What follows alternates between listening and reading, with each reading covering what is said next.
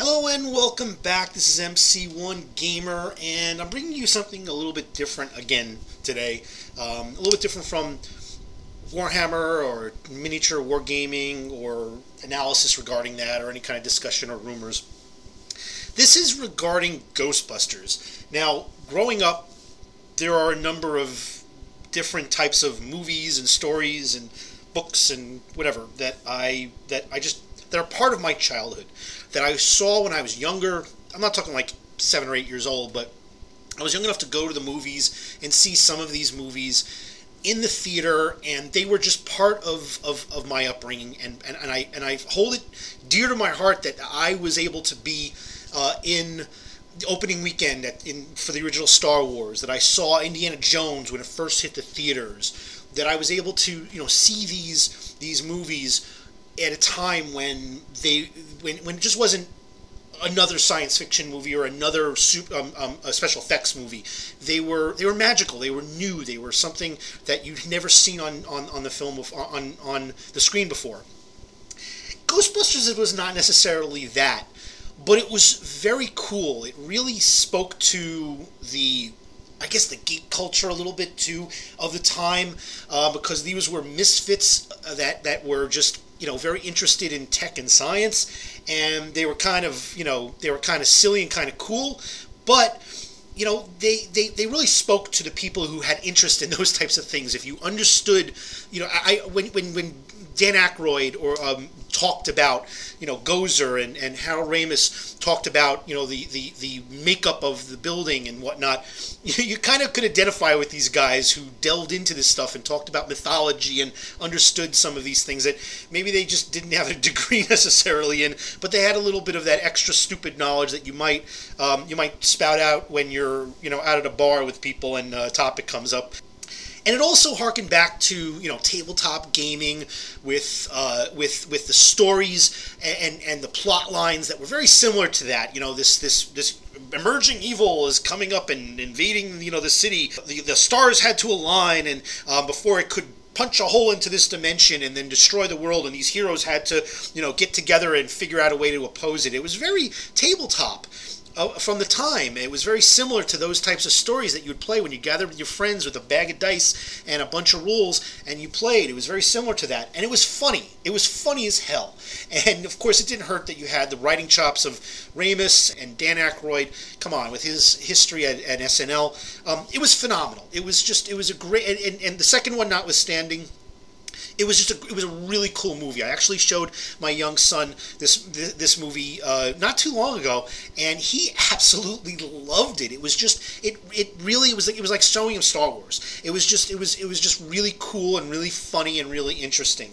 And when they were talking about rebooting it, and they've been talking about it for a while. Anybody who's been interested in Ghostbusters is really, really a big fan of it, or even just watched it, enjoyed it, thought it was a funny and a cool movie. The idea that they would bring it back with all the reboots, it kind of is hard to get. It's hard to accept, because you kind of feel like they're going to mess it up. They mess up so many of these reboots, but sometimes they do a good job. Sometimes they do a good enough job that they pay homage to the original material or the previous attempt. But it's done so many times. It's done so poorly that it's very easy to get a little apprehensive about it. But it's nice to be able to do a movie like this, to bring back an IP like this, to bring back a story like this, because the newer generation, it's hard for people to look back and see these old movies that happened before they were even born, or maybe when they were infants.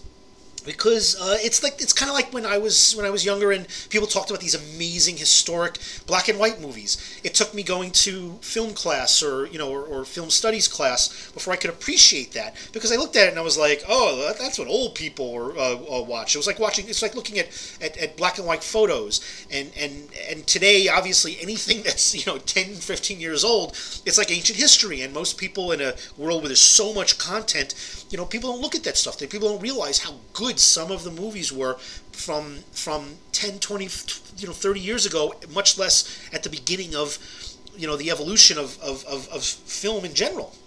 And they don't give it a chance. That's not saying that Ghostbusters is one of those movies. I don't really believe it is, but it was very entertaining. It was very interesting, and it's the kind of thing that as soon as you hear Ghostbusters, anybody who's ever seen it knows it immediately. It elicits a response, and it's usually a good one. So when the story was that they were going to bring back a lot of the original cast. Dan Aykroyd and Hal Ramis and Ernie Hudson were all had agreed to jump back into their roles, and Bill Murray was, he was on the fence. He really didn't want to go do it again. And kind of, frankly, I feel like it's like one of those things where it's like watching, the Rolling Stones, which is one of my all-time favorite bands. And but it's kind of hard after a while to see the geriatric, group, rocking it out. They still can do it, and they've been able to do it for years, where they were able to out-rock a lot of these younger bands. But it's still tough because after a while, it's kind of like hang it up. It's like with the old Star Trek cast. It was a point in time where it was like, all right, guys, just hang it up. Move on to a new cast. And it's the same way with other types of mediums. I'm very glad to see, for instance, that they're bringing, for instance, Star Wars. They're bringing some of the old cast members from the original into the newer movies, but they're not going to be the focal point. They're probably going to be handing over the reins, and having some new blood would be great. The idea that these guys were going to take over this movie and do it again and reprise their roles was, it was a double-edged sword. But then Harold Ramis, sadly passed, and that kind of put the nail in the coffin for these guys to do it. I mean, they could still have done it, but again, with the idea that Bill Murray didn't want to really do it in the first place, and then Harold Ramis really the creative inspiration and the writing chops for the original passed. It just didn't look like it was going to happen. So somehow they were able to keep it alive, and now they have a new cast, and the new cast are 4 ladies. So this is kind of the new thing, and maybe not so new, but fairly recent, where not only do you reprise these roles and you bring back these old movies and do a reboot or a redo, or you retell it, but then you change the characters. And a lot of people get up in arms about it. A lot of people have real issues with it, and I think that there's a lot of isms attached to that, whether it's racism or sexism that comes into play. I think most of it really is that it's unfamiliar. People hold a special place with these characters from that time, and they identify with them. And then if you change it, it does elicit a response. I don't necessarily think that that's right. I don't know if it's necessarily wrong either. I do know that it's just natural. People are going to do it. We saw it when the rumors came out about, for instance, Fantastic Four, that Johnny Storm was going to be a black guy instead of a white guy, and I think that works out just fine. I don't have any issue with that, and I think that it's good to have more diversity and color in some of these newer characters, because a lot of these stories were written back at a time where the dominant characters were just white men, and they didn't write females into these roles, and they didn't write men of color or women of color into these roles. They were very, very specifically relegated to certain types of roles based on those genders or color. And we're in a different world where there's certainly still a lot of isms, but there's and a lot of prejudice. But it definitely has opened up the opportunity for people with greater diversity to fit into those roles, and I think that's great, and I think that can really infuse some new life and certainly have a different take on some of these stories. And I think it would be great for people to try to embrace that more, because when it works, it really works well. And I've seen, for instance, and I'm staying with the kind of the geek culture and sci-fi and fantasy and whatnot, like, for instance, Battlestar Galactica. People were up in arms about Starbuck, who is this playboy type guy, and is this shoot from the hip, even before he was almost like a Han Solo, but much better with the girls in this Battlestar Galactica universe, and he was one of the most revered and loved characters from that original, though cheesy, series. And that was just turned on its head when they cast a lady in the role. And I got to tell you, I love the newer version Battlestar Galactica.